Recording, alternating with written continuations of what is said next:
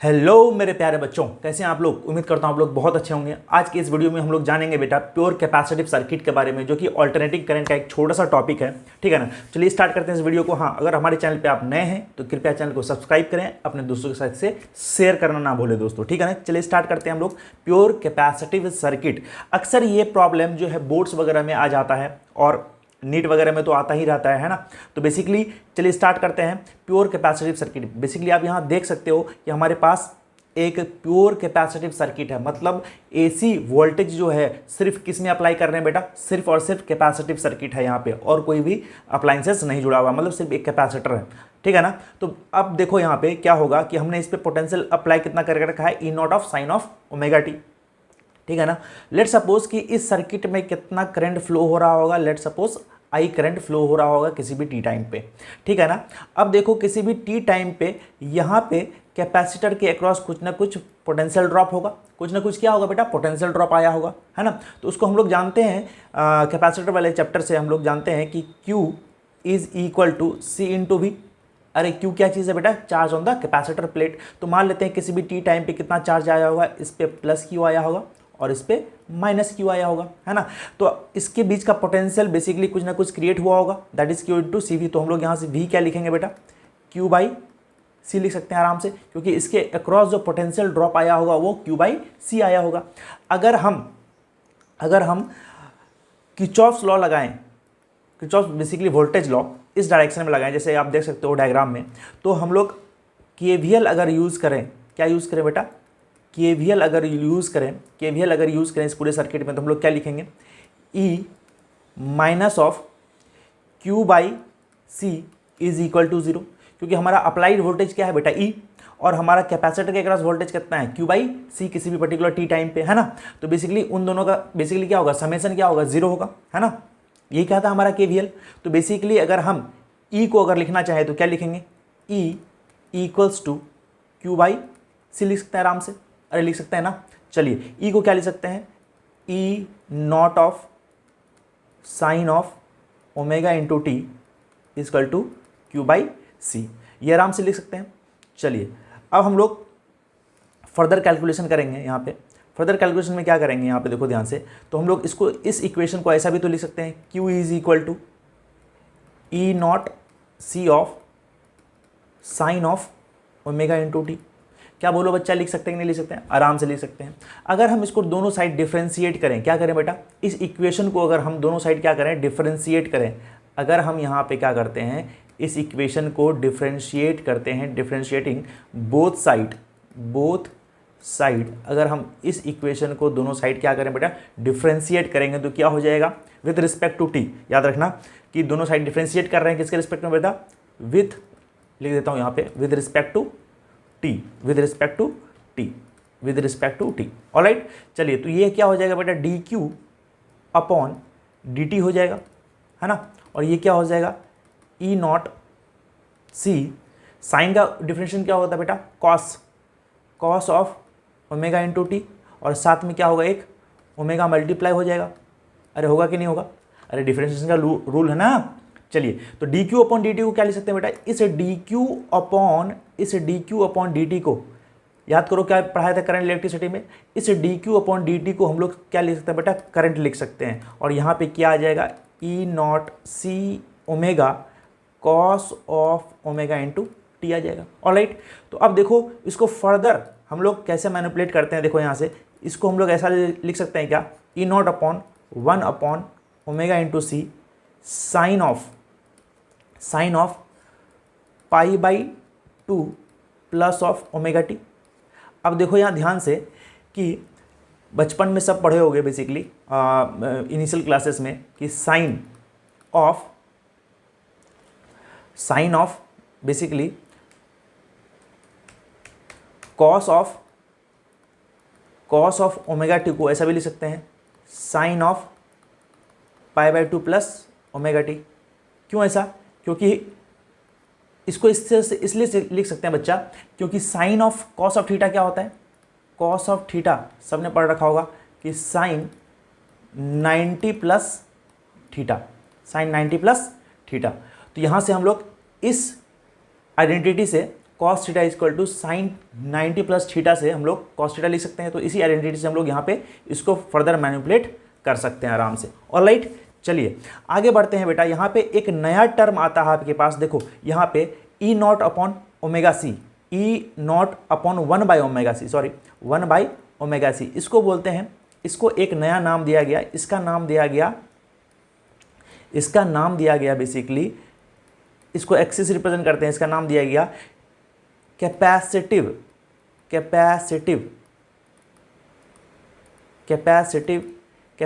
Reactance. क्या नाम दिया गया बेटा? कैपेसिटिव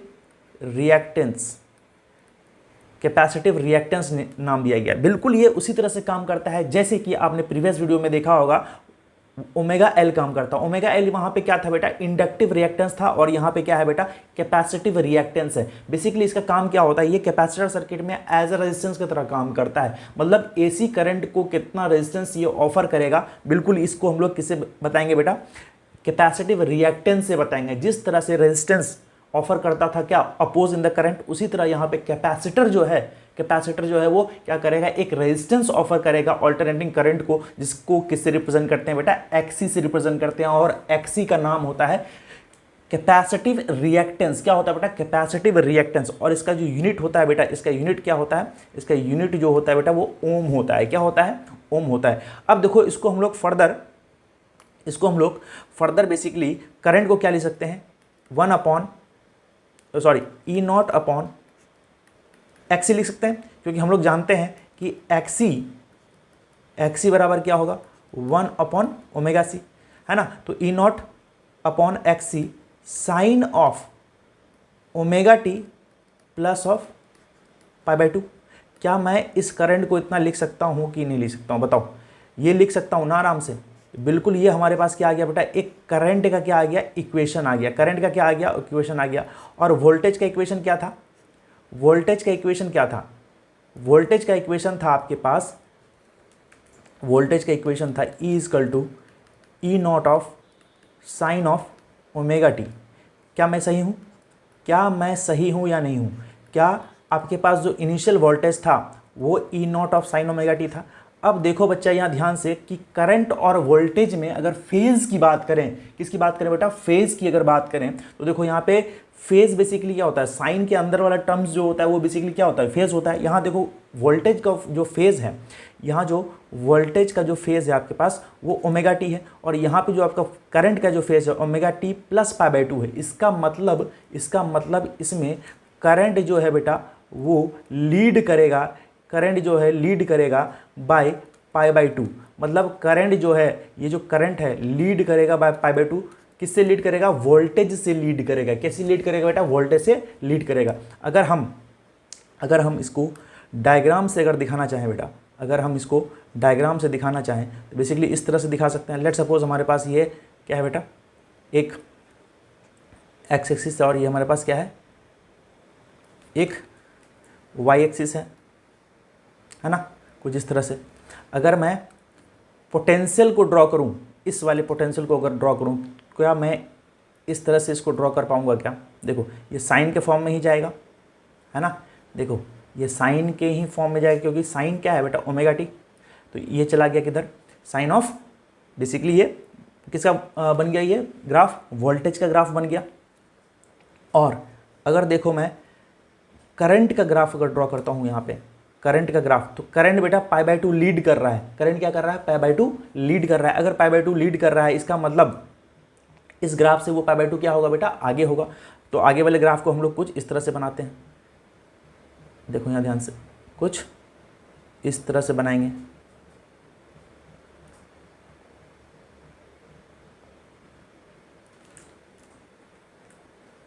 कुछ इसको इस तरह से बनाएंगे।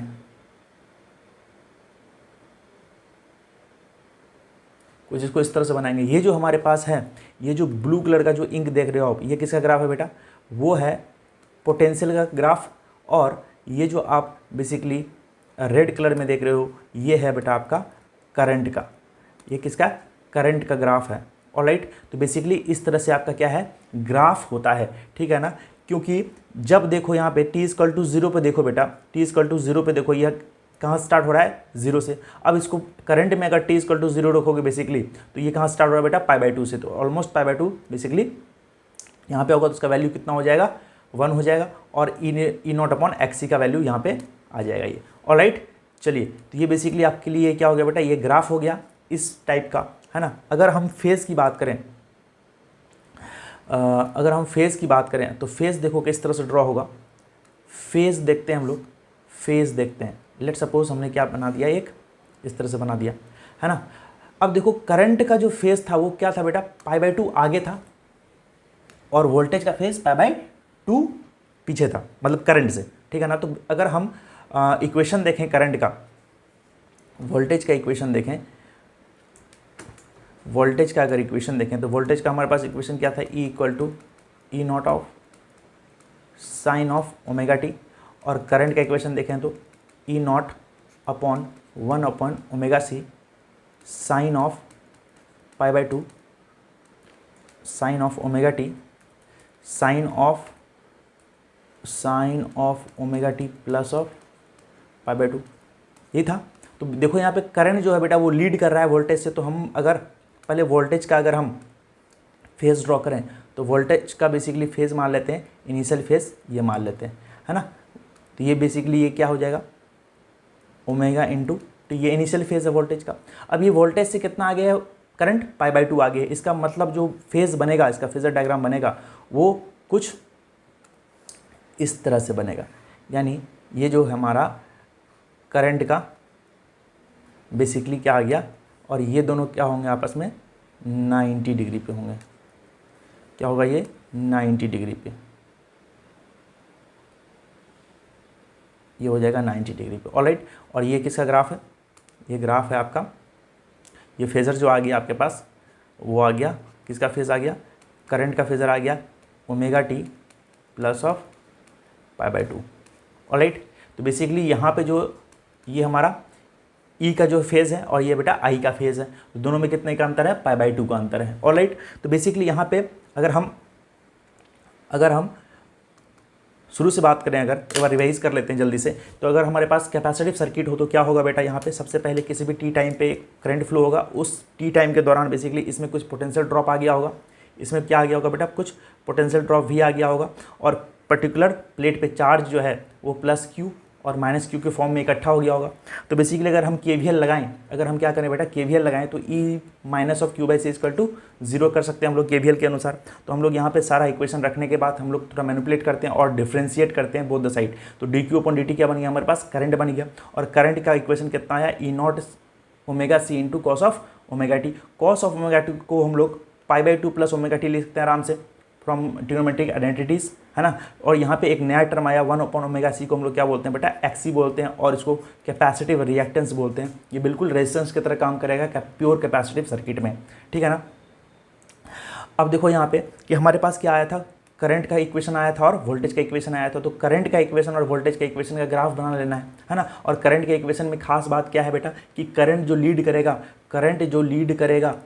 लीड करेगा वो π/2 से करेगा। ये बहुत इंपॉर्टेंट क्वेश्चन है, कई बार एग्जाम में आ जाता है कि करंट जो है हमेशा π/2 आगे चलेगा एज कम्पेयर टू वोल्टेज, किसमें, सिर्फ प्योर कैपेसिटिव सर्किट में, ठीक है ना। तो यहाँ पे हम लोग क्या किए, इसका ग्राफ हम लोग ड्रॉ कर लिए बेसिकली, है ना। ये टी टाइम एक्सिस है ना, और यहाँ पे हमारे पास क्या हो जाएगा, E एंड I का बेसिकली क्या है, ग्राफ है ये। ऑलराइट, अगर हम इसकी फेज़ की बात करें, अगर हम इसका अगर फेज़ अगर देखें तो फेज़ क्या होगा बेटा, अगर वोल्टेज का फेज़ ओमेगा टी है, ठीक है ना, और करंट का फेज़ कितना आया था, ओमेगा टी प्लस π/2, इसका मतलब π/2 आगे चल रहा है, तो हम लोग इसको फेज़र डायग्राम से इसको इस तरह से भी रिप्रेजेंट कर सकते हैं।